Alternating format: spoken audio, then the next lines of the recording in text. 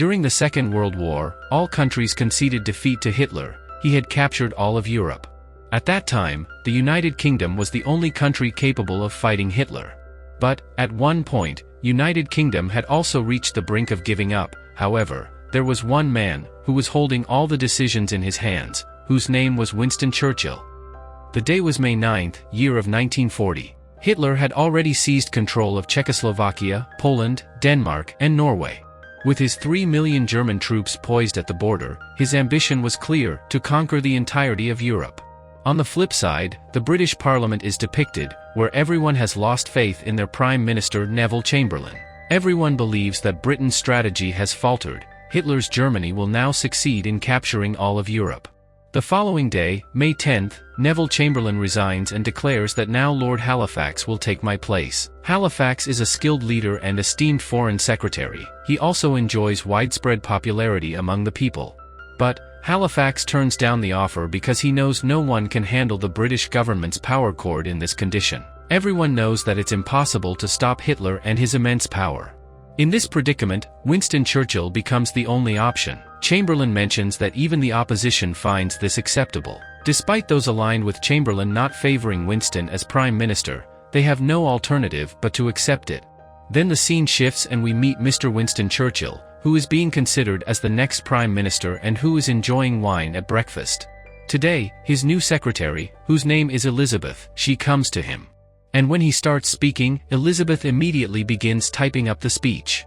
Winston complains to Elizabeth about her typing, saying, "Why do you make noise while typing? And you didn't even put a space between two words." Actually, he wants a space between the two words. So he scolds her a lot and asks her to leave from there.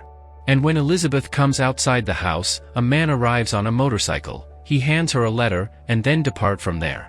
Winston reads the letter, which states that King George VI has summoned him to the royal palace. Then the scene shifts to Royal Palace, where the King George VI is talking to Britain's former Prime Minister, Chamberlain.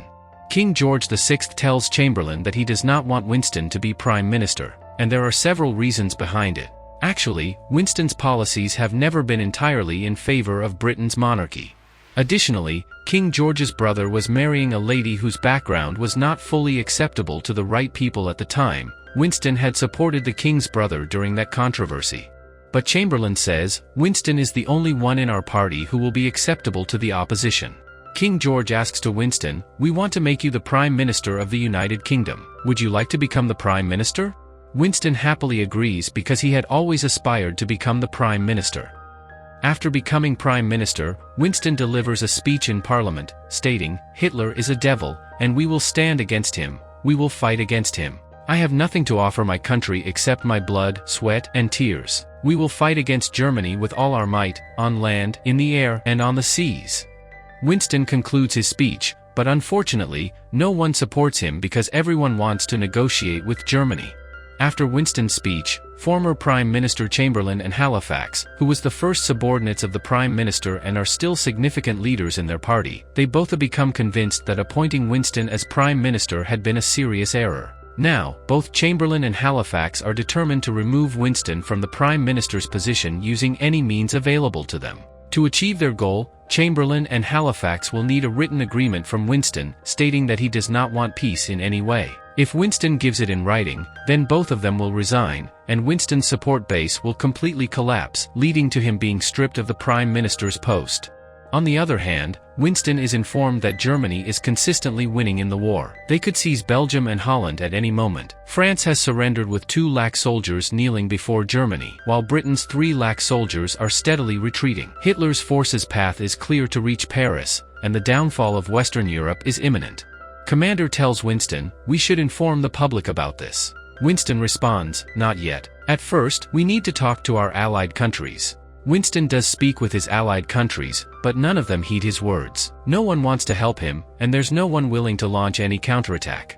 Afterwards, Winston delivers a live broadcast on the radio, informing the nation that there is a conflict between France and Germany. Germany has attacked a small part of France, and France is responding fiercely. In reality, Germany has captured significant parts of France. Some French soldiers have surrendered to Germany, though Germany hasn't completely taken control of France. Actually, French soldiers did not have the courage to face Hitler's huge army. Winston tells lies to his fellow citizens so that they can ignite courage within them. However, King George is not pleased with Winston's speech. That's why he calls him and firmly states that such actions are not to be repeated in the future. Afterwards, in another meeting, Winston learns that the German army has surrounded the British, Belgian and French divisions from all sides. Now, their entire army is trapped at Dunkirk beach in France, and it is nearly impossible to get them out of there. Winston inquires about the situation, asking how many troops are stranded there. He's informed that their entire army is trapped on the Dunkirk beach. Should Hitler's army succeed in reaching Dunkirk and capturing the soldiers, it would indeed spell a dire situation for Britain, greatly diminishing our prospects of winning the war. Now, Winston wants his soldiers get out from there at any cost. But it won't be easy because the German army is only 50 miles away, and they will soon reach Dunkirk beach. Here, Winston comes to know that another portion of their troops is located 25 miles west, consisting of 4,000 soldiers. Winston decides that the 4,000 soldiers to head towards the area where the German army is located to engage them in battle. This diversionary tactic will provide some time for the troops stranded at Dunkirk beach. During this time, they will attempt to evacuate their entire army from Dunkirk beach. At that moment, the former Prime Minister and Halifax express opposition to Winston's decision. He says that we cannot sacrifice our 4,000 soldiers' life. Winston says, those 4,000 soldiers will save the lives of 300,000 others, and he is steadfast in his decision. Actually, former Prime Minister and Halifax, who will be the Prime Minister after Winston, they want to negotiate with Germany, but Winston doesn't want that at all. But the biggest challenge is how to evacuate 300,000 soldiers from Dunkirk beach. Winston also seeks help from his allied nations for this, but no one comes to his aid. In fact, at this time, Germany had captured the entire France, where only 2 strongholds remained. One of them was Dunkirk beach, where 300,000 British soldiers were stranded, and the other was where other countries, along with France, were fighting against Germany. Actually, Germany had overcome all adversaries, therefore the British soldiers were trapped on Dunkirk beach. And very soon, the German army, which is approximately 50 miles away, is constantly advancing towards them. There is another port called Calais, where Britain has 4,000 soldiers. Winston's plan is that these 4,000 soldiers will confront the German army so that it takes time for the German army to reach Dunkirk beach. During this time, Winston aims to evacuate his 300,000 troops from there. Winston calls his Navy chief and tells him we have to get our army out of Dunkirk somehow. He instructs him, to accomplish this mission, we need to utilize fishermen's boats, which are approximately 30 meters long, rather than traditional military vessels. The Navy chief says, all right, as you wish, I'll relay this news to the entire nation through the radio. And this mission is named Operation Dynamo. And Operation Dynamo aims to evacuate hundreds of thousands of soldiers and bring them safely back home. But the former Prime Minister Chamberlain and Halifax are still against Winston. He suggests seeking Italy's assistance to initiate negotiations with Germany, advocating for engaging in dialogue to pursue a peaceful resolution. But Winston vehemently opposes the idea. He says, I don't trust Italy, and Hitler will not engage in negotiations with us, as he now holds all the cards in the situation. Actually, Italy and Japan were supporting Germany in World War II, that's why Halifax and Chamberlain asked to talk to Germany with the help of Italy. But Winston vehemently denies this proposal.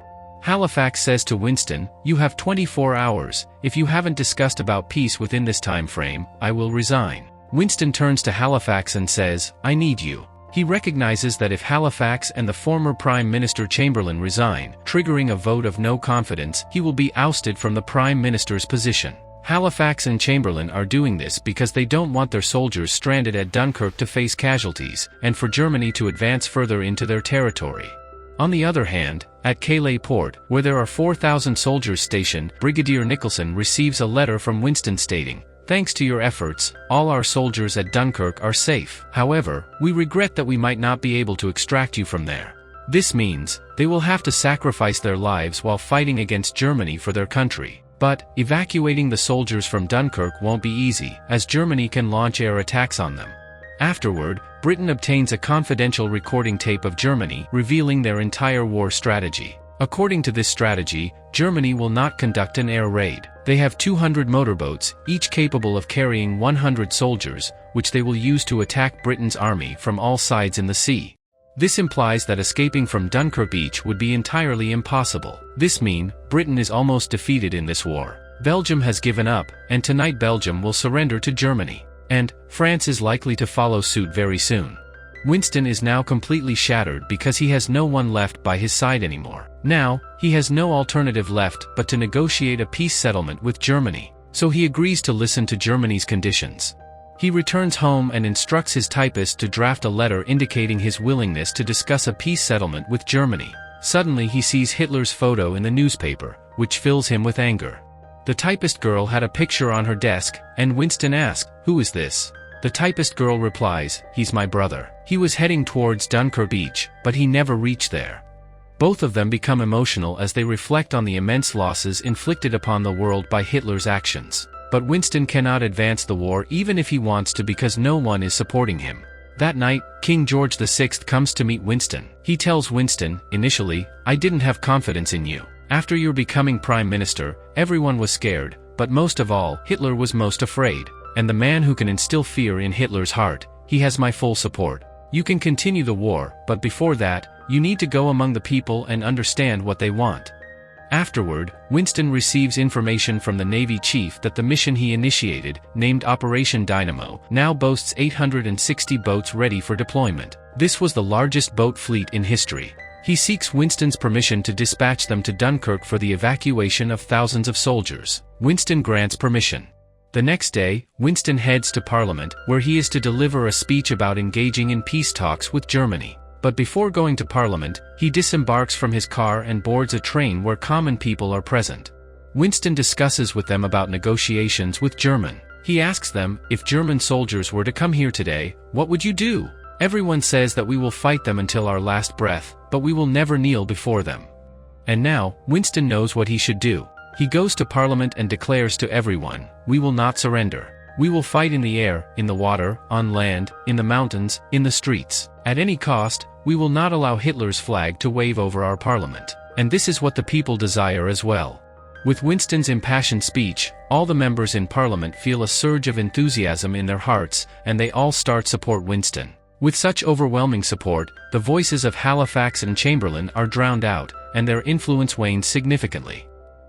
End of the story. We are told that almost all of the 300,000 troops at Dunkirk were transported back home by Winston's civilian fleet. Neville Chamberlain, who was unwell, 6 months later, he passed away. Following this, Winston removed Halifax from the war cabinet and reassigned him to Washington. And exactly 5 years later, on May 8th, Britain and its allied nations declared victory. Thus, May 8th, year of 1945 became a historic day for the entire world. In the end, we are shown few words from Winston Churchill, where he reflects, "Success is not final, failure is not fatal. It is the courage to continue that counts." This decision by Winston Churchill played a significant role in overturning Hitler's rule.